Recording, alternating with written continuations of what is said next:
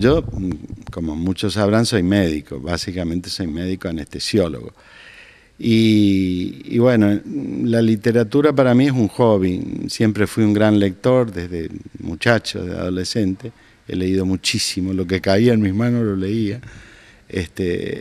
Amén de lo que leía de medicina, ¿no es cierto? Y bueno, y después de mucho tiempo, ya siendo ya maduro, adulto, a los 50 y pico de años, yo tengo 60 y pico ya, bueno, se me ocurrió empezar a volcar las experiencias que tenía y que tuve de vida en libro, escribir, y por ahí, bueno, armaba algo y quedaba como para publicarlo, me decían los amigos, mis hijos, qué sé yo, está bueno publicarlo, y así empezó. Pero ese es un entretenimiento, un hobby. Por supuesto que yo no soy un escritor profesional, no vivo de esto, obviamente, ¿no es cierto? Así que lo hago como gratificación personal y bueno, para transmitir.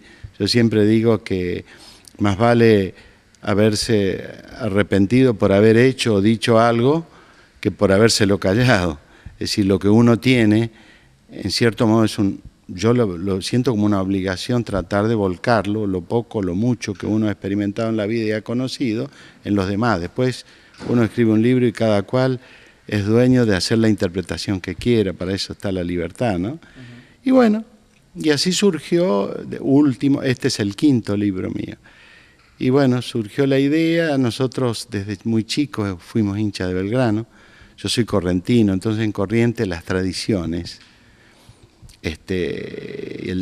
todo lo que sea terruño, lo que sea costumbres, tradiciones, está muy arraigado, ¿no es cierto? Entonces, para nosotros los próceres, por lo menos en esa época que yo estudié en Corrientes, el secundario, era una cosa muy importante. Y Belgrano, para mí siempre fue el que me inspiró, digamos, inclusive más admiración que el propio San Martín. Y bueno, y se ve que eso quedó de la niñez y de grande me llevó casi 2 años, 1 año para informarme de todo lo que había escrito sobre Belgrano, que es muchísimo, enorme. Y bueno, y otro año para escribirlo, ¿no es cierto? Y el libro se llama Palabra de Belgrano. Palabra de Belgrano. Es una afirmación. Está diciendo que lo que ahí dice, en cierto modo, está dicho casi por Belgrano a través mío.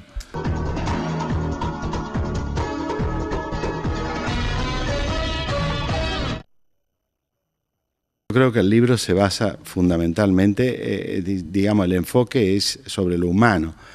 También están los otros hechos fundamentales de Belgrano, como la creación de la bandera, el consulado, la primera junta, etcétera. Los hechos políticos, Belgrano militar. Pero acá está el Belgrano hombre, ¿no es cierto? Porque lo que sabemos de Belgrano en general viene de la primaria prácticamente. Un hombrecito, como yo digo, rubio, de familia patricia, rico, de origen rico. El padre era un rico comerciante porteño. Era italiano de origen, pero comerciaba con Cádiz, era un comerciante español. Trabajaba con el comercio de cuero sobre todo, y eran riquísimos. O sea, un hombrecito rubio, blanco como la leche, ojos claros, muy educado, muy fino. Eso es lo que la historia oficial nos enseña, ¿no? Y hasta a veces algunos decían amanerado, ¿no es cierto? Porque también está esa versión. Claro, uno, a medida que va conociendo su vida, su obra, toda la gente que lo conoció y que escribió sobre él, se va dando cuenta que la historia oficial estaba mutilada, que había otro Belgrano por conocer. Entonces, cuando vi eso, digo, ¿por qué no resaltar esto que muy pocos conocen? Su vida privada, sus amores, sus amoríos, sus mujeres, sus hijos, sus encuentros con el sabio Bonpland, con San Martín, con Jorge III de Inglaterra. Sabía 3, 4 idiomas, hablaba latín, francés y inglés como estamos hablando nosotros ahora. Una cultura vastísima, pero a mí me interesó sobre todo la parte humana, la familia. ¿Quién era la mamá?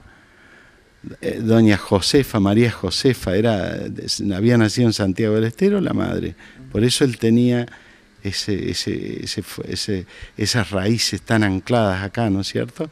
Y bueno, y el padre era italiano y comerciante. Pero bueno, los hijos, los hermanos, 3 hermanos, una familia numerosa. A él lo crió la hermana mayor, se usaba en esa época, que la hermana mayor, porque había 4 mujeres, Josefa, fue la que lo crió.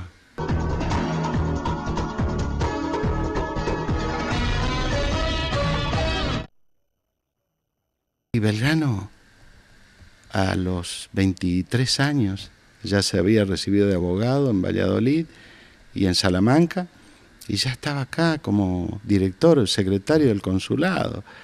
Y vivió acá un hombre rico y murió más pobre que los pobres, en la última de las miserias, pidiendo limosna para sobrevivir los últimos días de su vida. Que uno lee eso y dice, no puede ser. Y está escrito por él y por otros eso, ¿no es cierto? La lápida que utilizó Belgrano,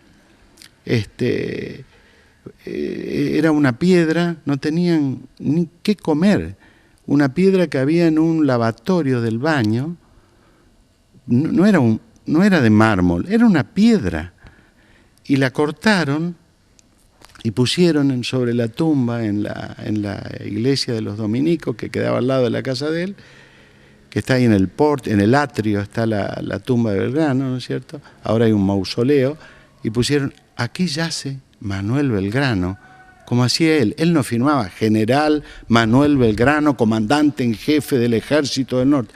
Manuel Belgrano firmaba él.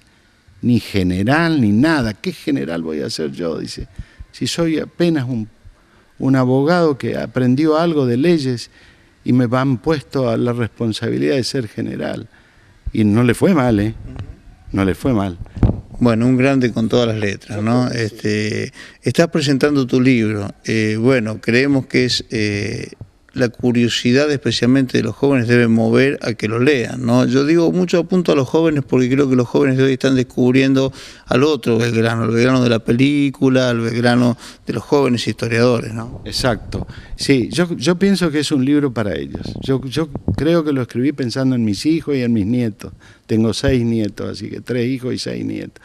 Y quizá lo escribí pensando en ellos, porque, digamos, a ellos les puede servir más que a nosotros, los que ya somos adultos, ¿no es cierto? Porque están en proceso de formación. Después, los valores humanos de Belgrano, la honestidad, la decencia, no sé, una zeta prácticamente, extraordinario. Un hombre muy difícil de encontrar y desgraciadamente cuando uno hace las comparaciones, desgraciadamente a uno le da ganas de ponerse a llorar realmente, ¿no es cierto? Lo que eran esa gente, ¿no es cierto? Dio todo, era muy rico y dio todo, se quedó sin un cobre, él y su familia. Fundió a toda la familia y realmente en esa época era así, ¿no?